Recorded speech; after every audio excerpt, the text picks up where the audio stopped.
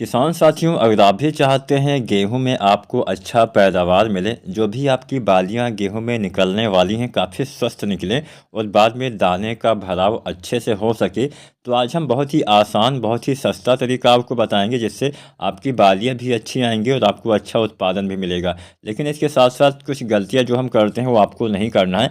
सबसे पहले कुछ गलतियों के बारे में ही जान लेते हैं। सबसे पहली और सबसे बड़ी हम गलती क्या करते हैं, सही समय पे कुछ चीज़ें हम नहीं डालने के अलावा हम इस अवस्था में यूरिया खाद का इस्तेमाल कर देते हैं। जैसे सही समय पे अगर आप यूरिया खाद का प्रयोग करते हैं तो आपको फ़ायदा मिलता है, लेकिन वही यूरिया अगर आप बालियाँ निकलते समय डालते हैं तो फ़ायदे से ज़्यादा आपका नुकसान हो जाता है। बालियाँ आपकी निकलने के बजाय पौधे की बढ़वार होना स्टार्ट हो जाती है, जिससे पौधे ज़्यादा लंबे होने से गिर जाते हैं। तो पहली गलती आपको यह नहीं करनी है। यूरिया आपको लगभग 50 या 55 दिन के अंदर ही गेहूं में संपूर्ण मात्रा डाल देनी होती है।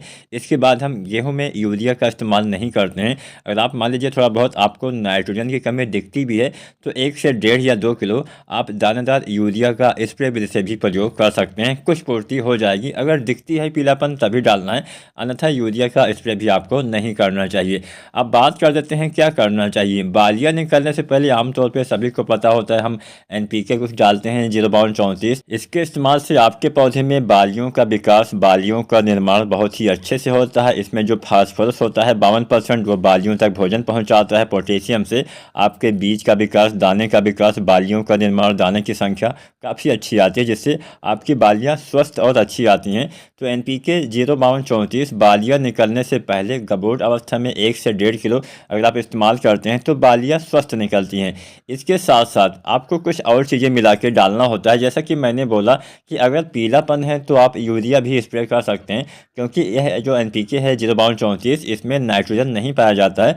तो आप नाइट्रोजन की पूर्ति के लिए 1 किलो या 1.5 किलो आप इसी NPK के साथ में अलग घोल बना के यूरिया का भी आप स्प्रे कर सकते हैं, जिससे नाइट्रोजन, फास्फोरस और पोटास इन तीनों तत्वों की पूर्ति हो जाएगी। अब इसके साथ आप चाहें तो मिलाइए बोरोन।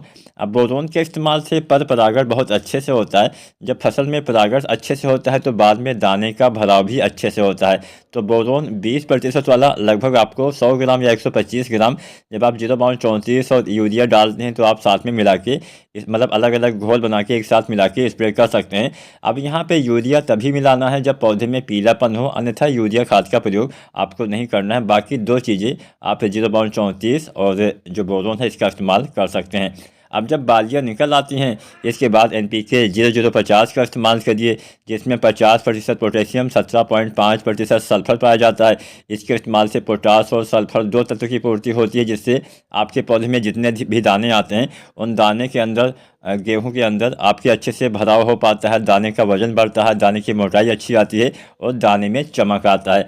अब यहाँ पे कई बार हम क्या करते हैं कि NPK 0:34 हम सही समय पे नहीं डाल पाते हैं।